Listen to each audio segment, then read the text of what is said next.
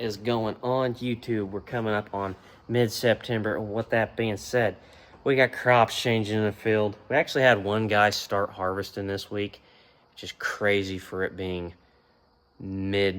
somewhat early September. So we got some things I want to get ready for, obviously harvest. Got to get the combine out, work on it. We got to work on the bean head. We're changing some of the plastic grommets around the gather fingers for on the bean head on that 1020 head we got. So we're going to do that. Going to work on tractor. Been doing some bush hogging, bat winging around the fields, trying to keep clean best we can. Ended up blowing a hose, so I had to put some oil in it. So with that being said, let's just get right into it. Roll the intro.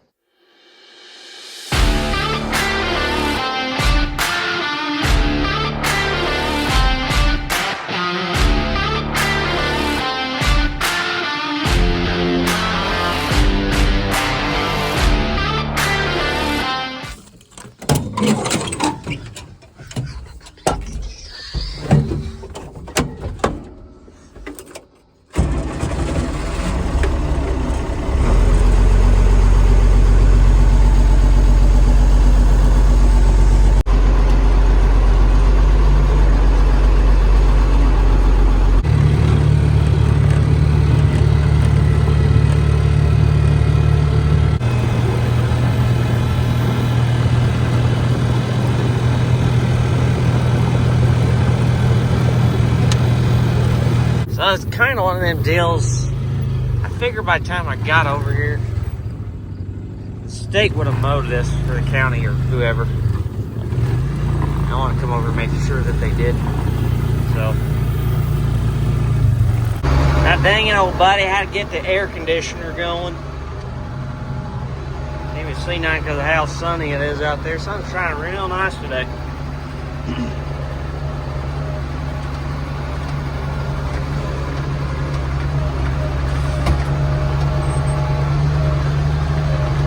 Straight up Barracuda and putting air in some of the tires on that thing. We're gonna go get after it finally because well, ain't none of the tires in this thing hold air very well, and it was kind of one of those deals. The motor was given to us. I just haven't put tires on it yet, so give me a break.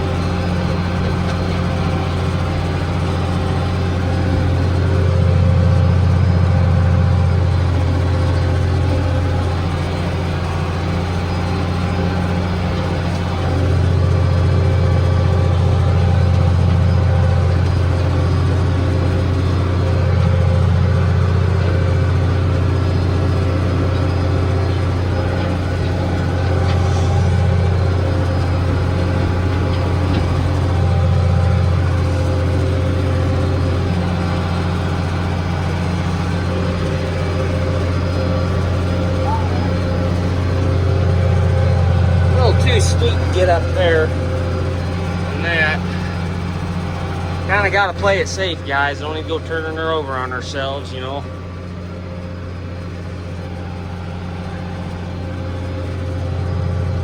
see here.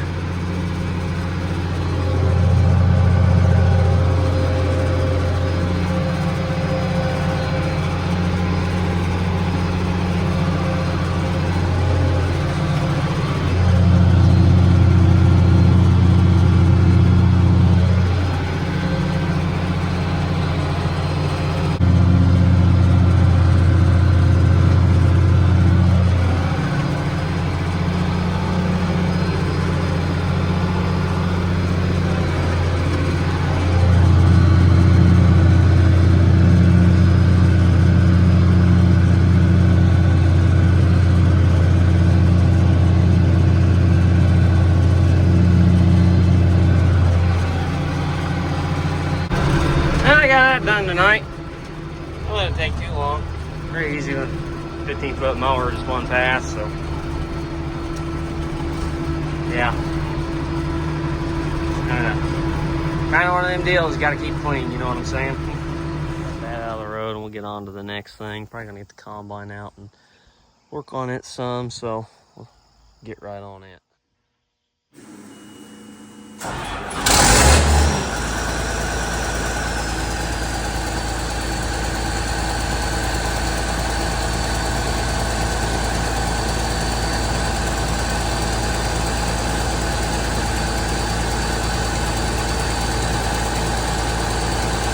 Tires right up like a freaking car. I love it.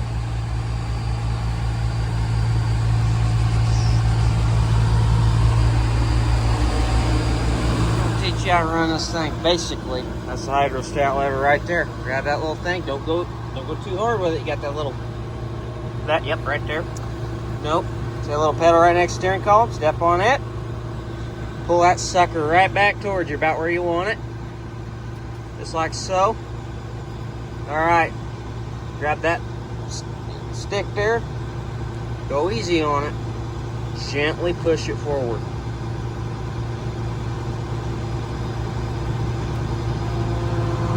There you go. Now you got the steering them. Keep in mind how wide you are, all right?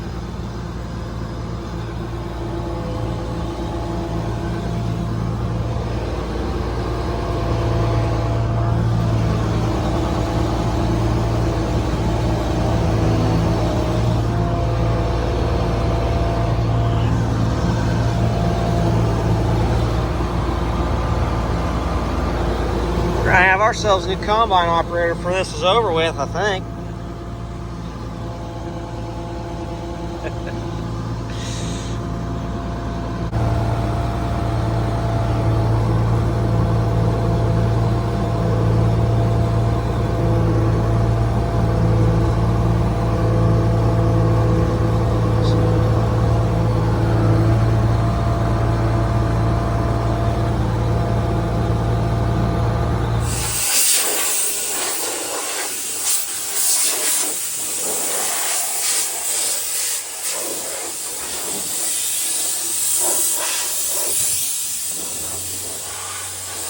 What we're doing here is I talked about in my 1680 compared to a 2388 video, two combines, different technologies.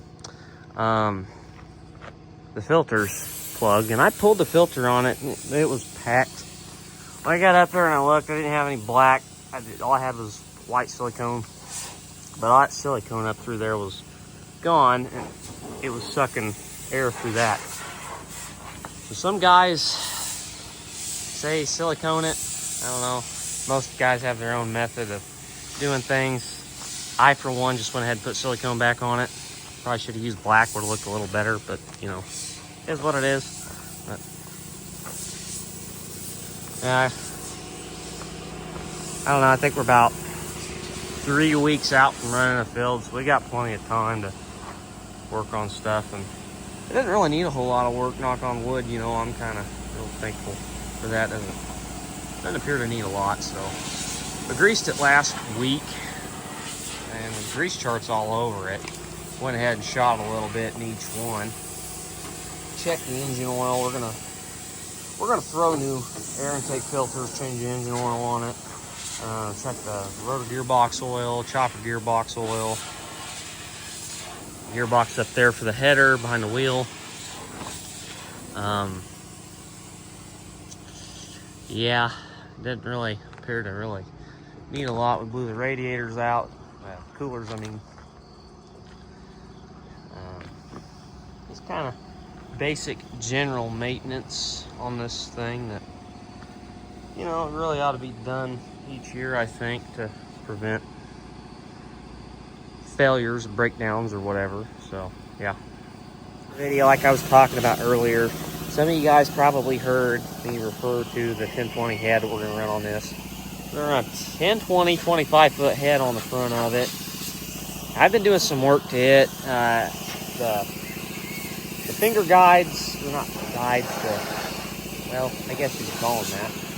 They're like little plastic things up around the fingers that gather the stuff and feed it through the front of the combine. All, like, most of those was broke and gone. So, ordered a whole bunch of them off Sloan Express. Put them on there. I've been putting them on there. Kind of been a lengthy process, but I'll go back here and I'll show you guys what I've been doing. So this is what we've been doing back here. And a lot of guys usually just beef these up with weld like that. So what happens is that gets waller, and then when you go to put your new piece in there, it doesn't sit properly. I'm not too worried about it right now, but I think I could see it being a future project. But basically, just how you get these fingers out here, you come and look down in here, and you got these little pins. I always spray some penetrating oil on them. You can just pull them out, pull the whole finger out, and then once you do that, you take your plastic piece, and I got one here I can show you.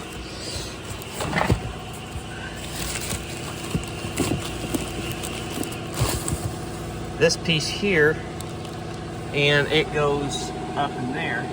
So yeah, those are really kind of important to have, but like I said, yeah, it's a pretty easy process to do. Guys use sliding extensions on their heads and do away with those fingers, and I've been told that by a guy that it feeds great, and then I've been told by other guys that it does not feed that great. I've never used one. Our 820 head has fingers on it. This one's got fingers on it.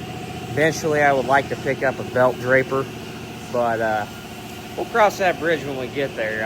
I'd like to have a 30 foot, and if I do that, I need a third lift cylinder, weights on the back, and preferably duals on the combine. So yeah, looking for a switch for this thing, and I posted it on a group on social media about this switch, and I couldn't. You'd turn the switch up there on the yield monitor on, and that thing would just go nuts, you know. And I didn't know what the heck was going on, so I come down here. I took the switch off the bottom of the cab right here. Come to find out, that was actually pinched in half inside of here, right about here. So I pulled it apart, re-got it connected together, put it all back together, plugged it back in, and it worked just fine. So I don't know, some of you guys go and spend money on this because this thing is not cheap. What this is, the actuator switch for the yield monitor. When the head goes down, it starts going. So before you go spend the money, make sure you check the wires and stuff on the connections. That's very important, because you know this stuff's not cheap. You about done up there? Yeah, got the hopper all sorted out, and up there around. Cool, Frank. All right. Everything looks in pretty good condition, so I wasn't too worried about that one. So if anybody don't know, it's my little sister. She kind of helps me farm and do this kind of stuff, and I don't know, both of us real passionate about it. I think it's great that, you know, we get to do this together and continue to do this together. And she's my grain cart operator, so yeah, looking forward to this season. It's going to be a blast. Changing the engine oil and putting the new air intake filters on it. We should be ready to go for beans here in another 3 weeks. It's set up for beans right now. So that being said, we're going to go put this beast away.